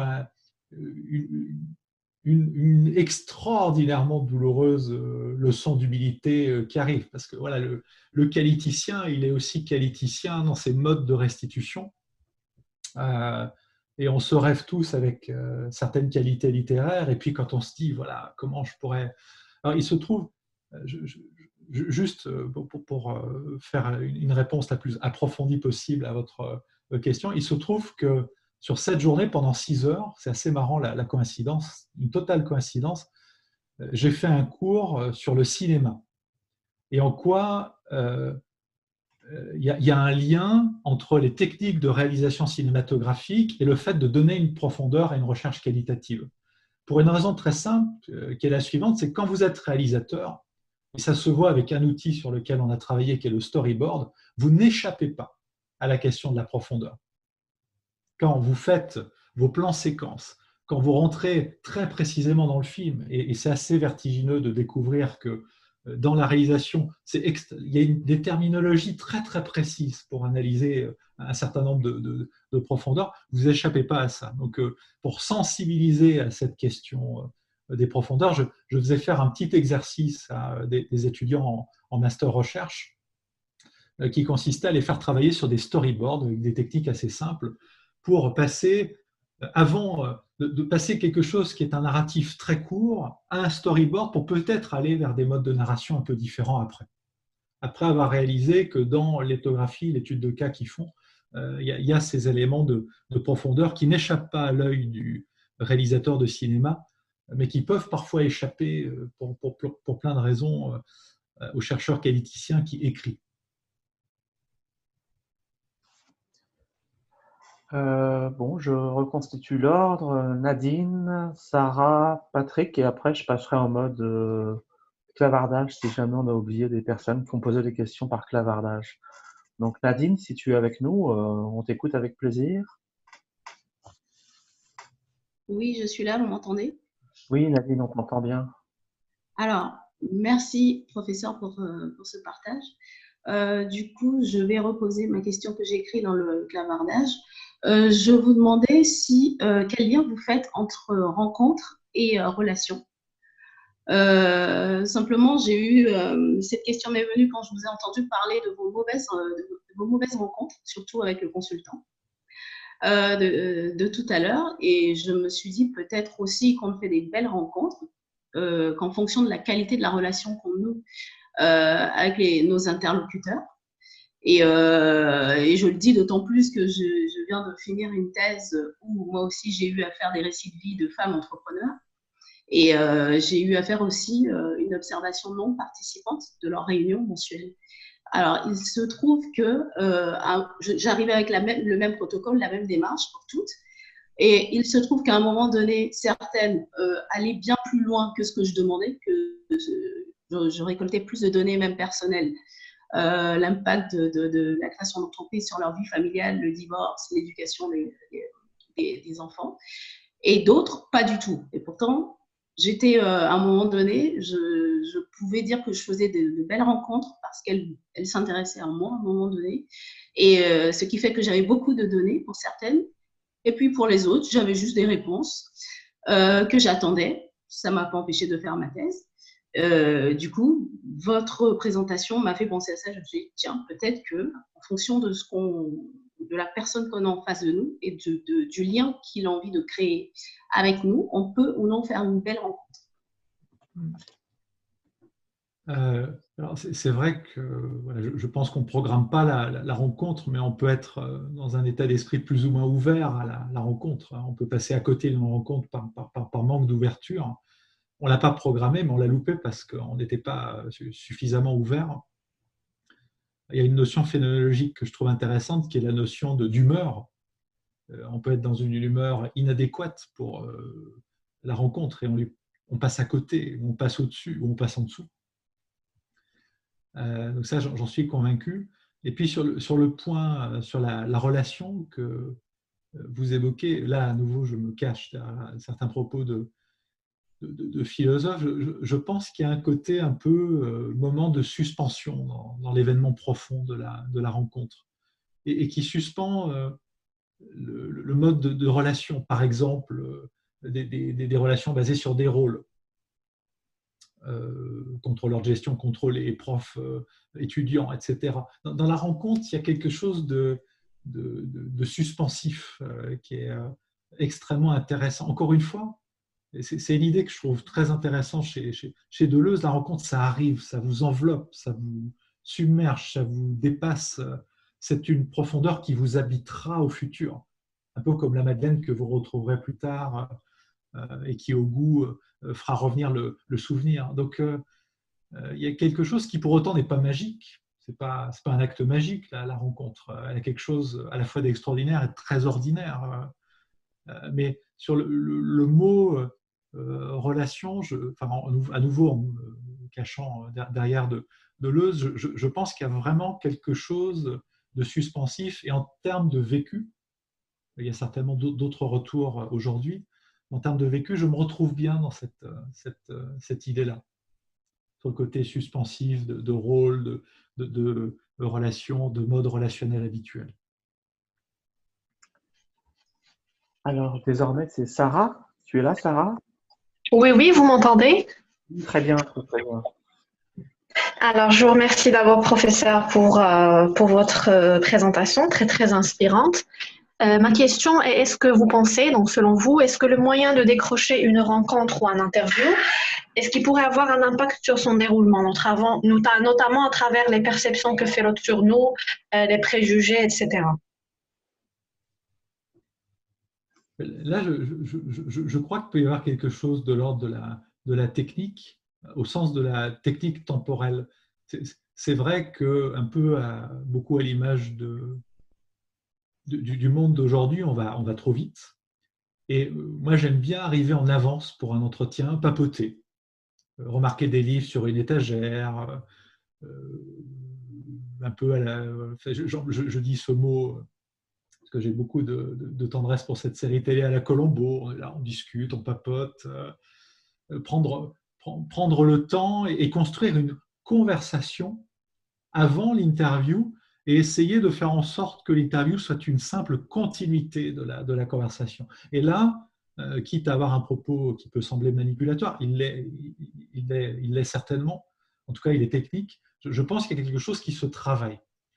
Et qu'au début, voilà, on a sa grille d'entretien, on veut la poser sur la table. Moi, j'aime bien apprendre mes questions par cœur, jamais les lire, et dans ma tête, je les coche.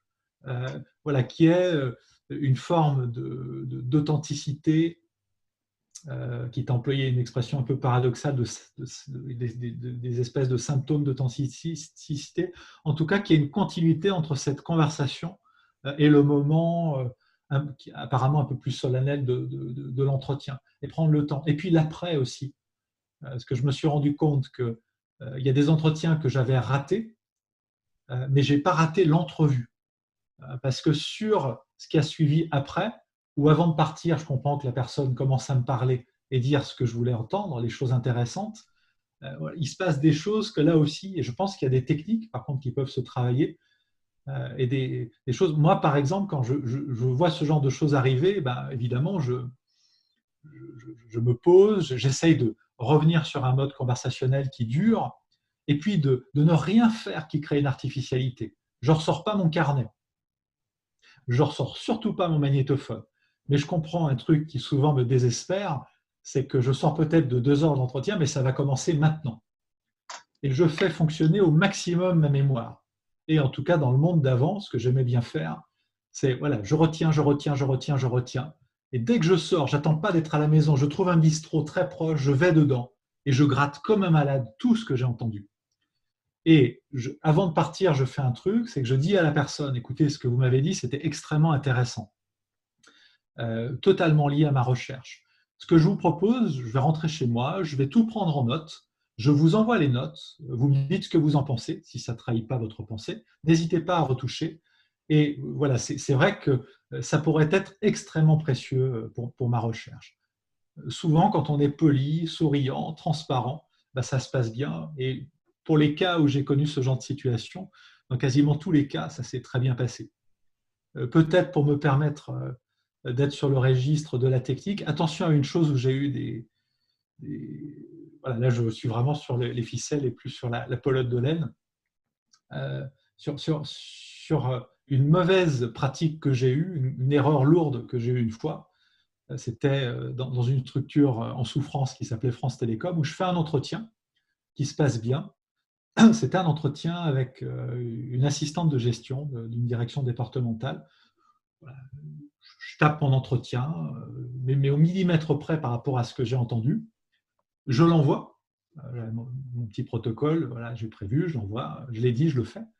Et puis, 20 minutes après, la personne, mais en larmes, m'appelle en me disant mais vous êtes un type idiot, c'est dégoûtant ce que vous faites avec moi. Mais qu'est-ce qu'il y a, qu'est-ce que j'ai fait? Et la personne me dit écoutez, vous me faites passer pour une idiote, il y a des des mais dans les phrases, il y a des moments où je m'exprime, où vous me faites exprimer vulgairement. Et ce jour-là, évidemment, je me suis excusé platement, etc. Et ce jour-là, j'ai compris que parfois, quand on arrive universitaire et qu'on fait un entretien, c'est aussi un miroir. Et voilà, c'est compliqué, c'est de l'art plus que de la science que je dis là, mais dans l'art, il y a une forme de dignité, de respect qu'il faut savoir préserver. Donc oui, c'est vrai, j'ai pas honte de le dire. Et après cette leçon douloureuse, il y a des entretiens qui m'est arrivé de retravailler. Et je ne peux pas vous donner un critère, et c'est des intuitions qui me font dire que si je le renvoie comme ça, il y aura un manque de respect. Et donc, je ne change évidemment pas le fond, mais je retravaille un certain nombre de choses. Alors, il y a Patrick, et puis il y a un commentaire que j'ai trouvé intéressant de Céline également dans le clavardage sur le fait que tout entretien n'est pas une rencontre. La phrase en soi est intéressante, mais du coup, Patrick était dans l'ordre, et puis Céline juste après, à partir de ce commentaire. Patrick?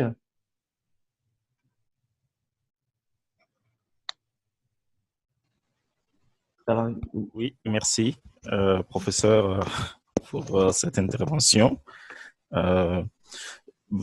Je pense que bon, certaines de mes questions ont déjà trouvé réponse. Du coup, en fait, c'est juste par rapport à une réflexion que j'ai donc je partage pour avoir plus d'éclaircissement.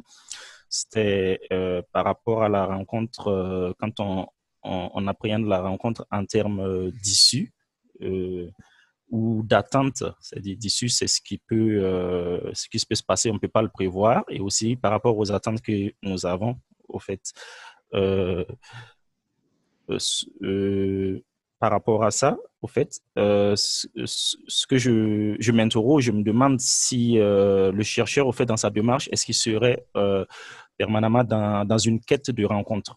Et à force, au fait, à force d'être dans cette, si c'est le cas, à force d'être dans cette quête de recherche, est-ce que la rencontre, c'est quelque chose qui se provoque? Voilà. Également, par rapport à, il y a eu une intervention qui parlait justement des données qu'on peut avoir, par exemple, à l'issue d'un entretien, etc. Ce que j'avais comme réflexion autour de ça, c'est justement ce que nous pouvons tirer à la fin d'un entretien parce qu'on part justement pour avoir des informations et on se retrouve avec autre chose en plus des informations. Souvent, c'est des émotions, mais il y a aussi des messages, des possibilités d'expression souvent parce que c'est comme si c'est un panel qu'on offrait souvent à certaines personnes. On a l'impression que certaines personnes n'attendaient que ça ou du moins ils cherchent justement ce moyen de s'exprimer, voilà, de partager quelque chose parce que ça, voilà, on peut se trouver isolé par rapport à ça. Donc, je me pose des questions justement par rapport à tout ça. Qu'est-ce que vous avez à dire justement? Je me retrouve surtout dans vos questions, c'est surtout ce que je voudrais dire. Après, par rapport au point de départ de votre remarque sur les rencontres aussi dans ce métier, moi je trouve que ce qui fait finalement pleinement le sens de ce métier, plus que le charme de ce métier, le sens de ce métier, finalement, c'est surtout les rencontres. J'aime toujours être tourné vers l'avant, mais si je me retourne un petit peu, finalement, ce qui est le plus extraordinaire et qui fait que je changerai de métier pour rien au monde, c'est dans ce métier plein pour le plus longtemps possible, j'espère, de liberté, c'est ces rencontres. Bon, des bonnes idées, on croit en avoir parfois, on se rend compte qu'elles ne sont pas tant que ça ou pas du tout. Un terrain intéressant, il y en a toujours très, très vite un deuxième, un troisième, un énième.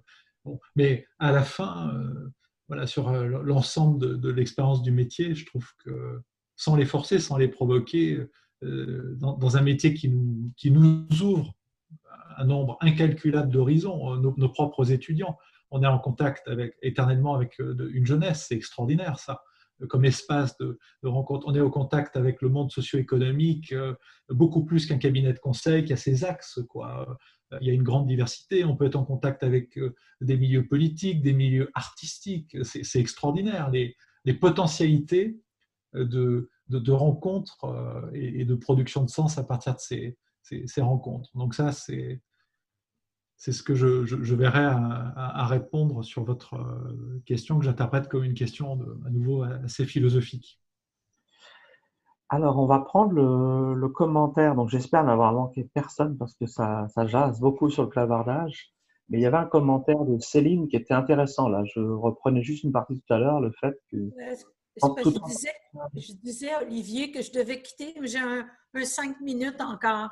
Écoute, je préfère que tu partages oralement le commentaire que je trouvais intéressant, qui associait Goffman et puis le fait que tout entretien n'est pas une rencontre. Je te laisse le partager pendant 5 minutes. En fait, si je regarde au niveau des entretiens, moi, je suis plutôt dans les études d'environnement de travail. Alors, quand je regarde au niveau des entretiens, pour que ce soit une rencontre, il faut que ce soit partagé. Alors, on parle beaucoup d'empathie, on va parler beaucoup d'écoute. Je comprends très bien l'état d'ouverture, mais en même temps, lorsqu'on sédule les entretiens par les groupes, essayer d'avoir quand même un profil de participants assez varié, il y a déjà des petits cadres là, qui sont identifiés. Ce que je voulais surtout souligner, c'était le fait que c'est un échange à deux. Alors, oui, il y a l'ouverture de la personne qui fait les entretiens, qui dirige, là, j'ose pas trop dire diriger, parce qu'en fin de compte, on est plus là pour l'écoute. Mais comme Patrick le soulignait, souvent, la personne qui est en entrevue, dans l'entretien, peut avoir des raisons, peut se servir du chercheur pour pouvoir passer des messages à sa direction, peut aussi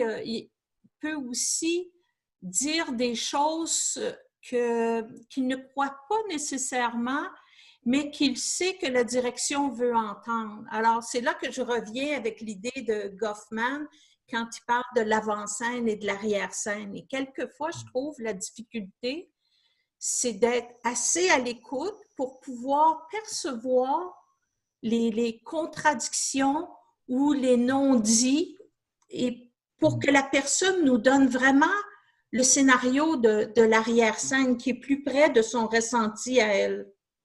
Voilà. Je souscris complètement à ce que vous dites. Ça me fait penser aussi à une idée qui est complémentaire, c'est l'importance des silences. Ah oui. Voilà, c'est pas qu'un espace de bruit, la rencontre. Le silence est parfois l'espace de la rencontre la plus authentique qui soit.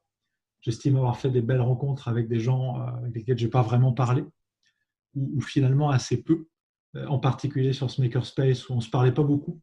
Plein de gens bougeaient, étaient dans plein de gestes, mais on ne se parlait pas beaucoup. Et ça, dans nos milieux très bavards de la recherche, c'est aussi parfois un problème. Je me souviens d'une entrevue que j'ai particulièrement ratée. Alors, il y a d'autres facteurs d'explication pour ça. C'était au Japon dans le contexte d'une éthographie marché où voilà, je ne comprenais pas dans la conversation qu'il fallait laisser respirer les silences. Je les ai vécus avec malaise et j'ai cassé quelque chose qui pouvait mener peut-être à une conversation, un retour d'expérience intéressant. Donc la rencontre, elle est aussi dans les creux ou les très pleins du silence. Oui. Après, voilà, sur ce que vous avez dit sur l'entretien, comme rarement un espace de rencontre en tant que tel, j'y souscris également. C'est vrai que mon propos de tout à l'heure, quand je parlais de rester ouvert, j'avais un implicite plus d'ethnographie que du moment ritualisé de l'entretien lui-même. Je comprends. Puis je comprends très bien les moments de silence parce que moi aussi, j'ai vécu lors d'un entretien avec un haut dirigeant d'une entreprise. Puis je me disais, j'ai seulement 1 heure, alors il faut que je me dépêche de poser des questions pour avoir des réponses puis avoir du matériel à analyser. Et à un moment donné, il s'est retourné puis il m'a dit, ben là, laisse-moi penser, laisse-moi réfléchir. Là, j'ai regardé, j'ai dit, OK. Alors, ça a changé tout à fait, mais c'est des choses qui restent par la suite. Hein. On s'en souvient, on fait rarement 2 fois ce type d'erreur-là. On le fait rarement 2 fois qu'on essaie. Merci beaucoup, vous êtes très intéressant. C'est moi. Merci beaucoup. Je vais prendre voilà, que je vous quitte. Je vais prendre une dernière intervention qui était dans le clavardage. C'était Rim qui parlait de la relation entre apprentissage et rencontre. Rim, es-tu là ou veux-tu compléter ou... Oui, je suis là. Par contre, on t'entend très difficilement. En fait, c'est l'apprentissage. Pardon? Vous m'écoutez? Oui, bah écoute, par moment, il y a du brouillage, c'est redevenu normal, mais allez, vas-y. D'accord. En fait, la rencontre qu'on pratique, par exemple, le récit de vie qu'on rencontre, eh ben, le premier récit de vie conduit n'est pas comme le deuxième, le troisième, le quatrième. Donc, c'est l'apprentissage conféré à la conduite des récits de vie et donc l'apprentissage conféré à la rencontre. Et ça nous renvoie vers les techniques pour réussir nos rencontres. Ça nous renvoie aussi à maîtriser en fait nos manières. Est-ce que vous m'écoutez? Oui, on t'entend fort bien, oui. J'ai un problème de connexion, je suis vraiment désolée. Voilà, c'est ça l'idée en fait. Je me demande s'il y a vraiment une relation entre la rencontre et les rencontres récurrentes et l'apprentissage. Voilà. C'est ça l'idée. Enfin, à nouveau, pour tourner autour de cet objet de la rencontre, je pense qu'il y a un grand paradoxe, c'est que elle nous apprend quelque chose, mais en même temps, on ne fait pas l'apprentissage de la rencontre. On ne développe pas une technique de rencontre ou une pratique de rencontre. Donc, je pense que de ce côté-là, c'est un objet assez paradoxal. Voilà, sur la question plus précise des récits de vie, c'est vrai que d'être face à une personne qui va raconter une partie de sa vie autour d'une structure d'entretien, ça peut parfois créer un dévoilement qui ferait que, mais à l'image de ce qui a été dit à plusieurs reprises, je ne suis pas sûr que ce soit dans ce moment-là et ce temps-là que produisent le plus souvent des rencontres. Voilà, mais à nouveau, c'est une réponse qui tourne autour de cet objet, voilà, qui garde sa part de mystère. Alors, je pense je pense qu'on aimerait prolonger énormément ce moment. Il me semble que le commentaire de Inde qui est dans le clavardage, finalement, tu viens également d'y répondre, parce que lorsqu'on pose la question des aptitudes à mobiliser, des capacités nécessaires pour réussir une rencontre, mais finalement, tu as indirectement répondu là. Mais tu veux peut-être prolonger, ce sera la dernière question. Donc, c'est des aptitudes à mobiliser la capacité nécessaire pour réussir une rencontre lors d'une recherche sur un terrain, comme par exemple la relation client dans le secteur bancaire. Encore une fois, je suis sceptique sur une idée de compétence ou d'aptitude à la rencontre. Je pense qu'on peut s'ouvrir et je pense assez simplement que parfois on est dans l'humeur d'une rencontre. Mais si je prends ce mot humeur, qui est phénoménologiquement un mot important, voilà, on sera tous d'accord pour dire qu'on ne provoque pas sa propre humeur. On ne décide pas le matin, je ne dis pas aujourd'hui je vais être de bonne humeur.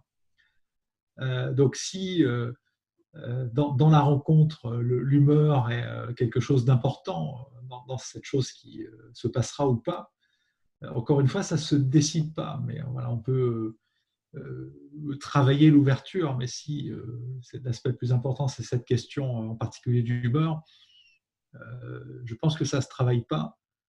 Après, en lien avec le CRM et la gestion de la relation client, on peut être sur une rhétorique de la rencontre, on peut cultiver un lien privilégié, on peut dire qu'on va rencontrer ses clients, que chaque rendez-vous est important.